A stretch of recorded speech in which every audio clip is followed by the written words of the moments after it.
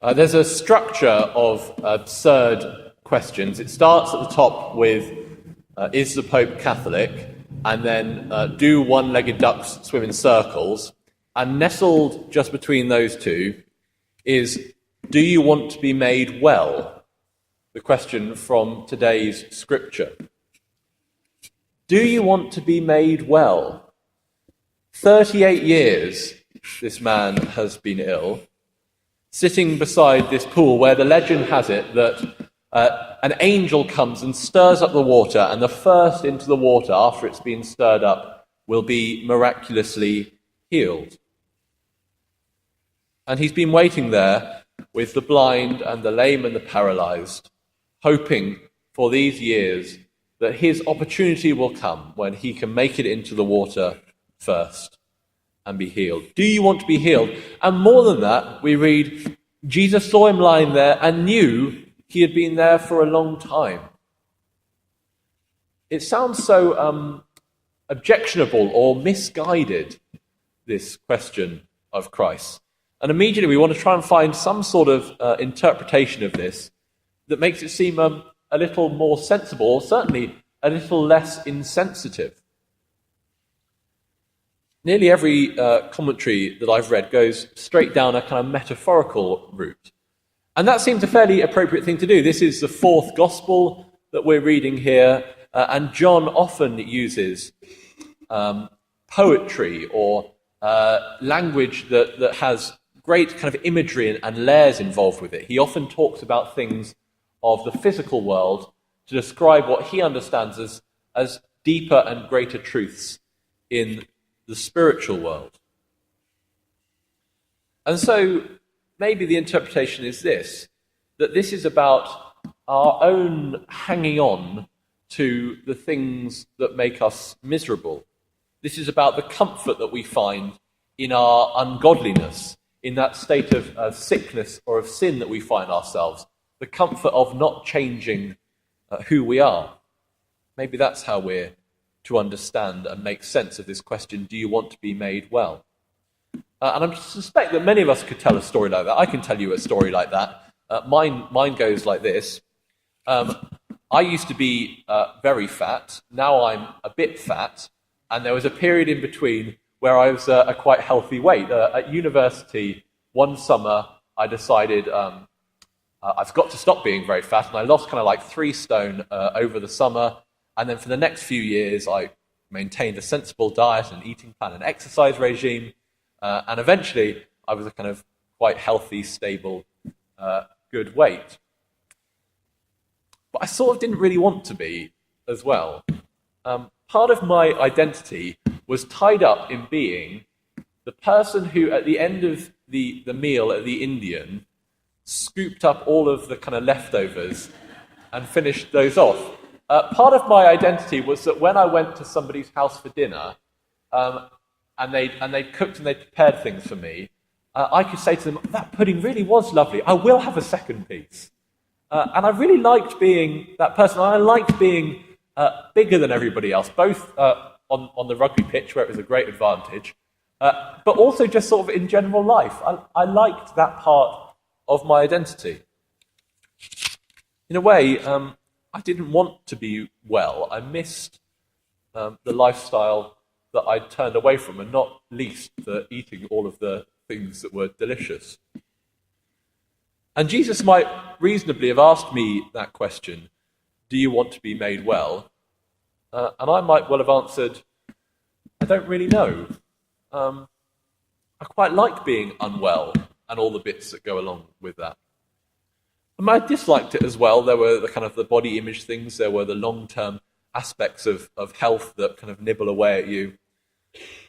I liked it and I didn't, and I certainly couldn't, with the whole of my heart, have said, yes, I want to be made well. That's my version of the story. I'm sure that in 100 other sermons there are 100 other versions, and I'm sure that many of you can think of similar narratives within your own lives, be they overeating like mine, or other forms of addiction like gambling or alcohol dependence, or maybe our dysfunctional relationships. Do you want your relationships to be made well? Well, yes, of course, I'd love to have better relationships with my friends and family.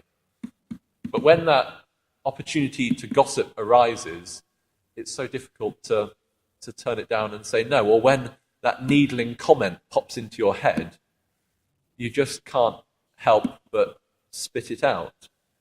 Do you want to be made well? Yes, but I quite like the things that make me unwell as well. Or maybe it's the love of money. Do you want to be made well from that? Well, yes, I do, but Lord, I quite like the luxuries, and I certainly don't want to sell everything I have and give it to the poor. Well, whatever form of sin we choose to commit and recommit that forms some part of our identity. And that's a fine interpretation of this passage, I think, and it can be a powerful one. And for many of us, there is a sickness that we're suffering from, like those that I've mentioned. And we know that if Jesus asked us, do you want to be made well, we'd equivocate, we'd pause, we'd stop, and we wouldn't be able to honestly answer yes. This is who I've been for so long. This is where I'm comfortable. I don't want to change.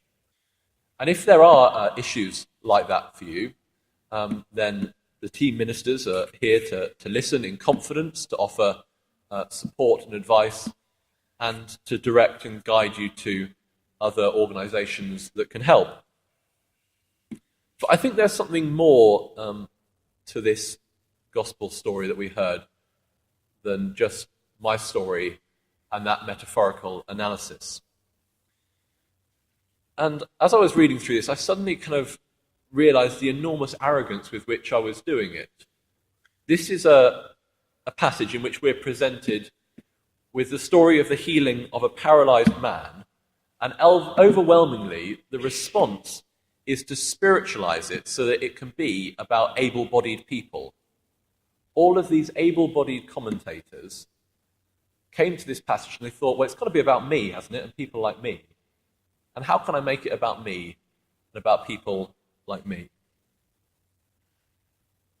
I think that's a testimony to the fact that in church we don't have enough platforms for disabled people to speak, that there aren't enough commentaries and Bible study notes published from disabled perspectives. Well, what happens if we let this passage be about its surface reading, about disability?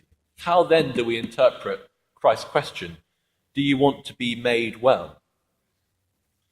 Well, I suggest it doesn't make much sense to go down that route of not putting enough effort in or being reluctant to be healed, as if this paralysed man, if he'd kind of just really got his willpower together and put a little bit more effort in, then maybe he would have made it to the pool first. Instead, maybe we let that question stand on its own and we challenge those expectations that we came with at the start, that this is a sort of absurd question to which the answer is an obvious yes. I phoned up, I was talking to one of my friends who's a priest and disabled in Lichfield diocese, and she was saying that she'd read a survey recently which said that 60% of people who were defined as physically or mentally disabled would not choose to swallow a pill that would instantly rid them of their perceived disability. Because for many of them, what's classified as disability is for them identity, an intrinsic part of their character. And of course, there are others who would swallow that pill in an instant, and others who would pay a great cost to be rid of their affliction. But not for the majority. And suddenly, do you want to be made well is a reasonable question if we don't begin with the assumption that there's something wrong with people with disabilities that needs to be healed. Do you want to be made well is suddenly a reasonable question if we don't assume that people with disabilities need restoration. The man in our story is restored. He says yes to Christ's question. And maybe for him, the social isolation and the stigma was the worst part. But that won't be true for all people. Do you want to be made well is a question about disability that empowers the disabled person. It's your choice, says Christ. If you want healing, I will provide it. If you want to enter the kingdom as you are, then there's a place made ready for you. And remember that Christ, whose own body was disabled in his torture and in his crucifixion, when he was asked this question, do you want to be made well? His answer was no. He entered into the kingdom with the marks of his crucifixion visible and unhealed.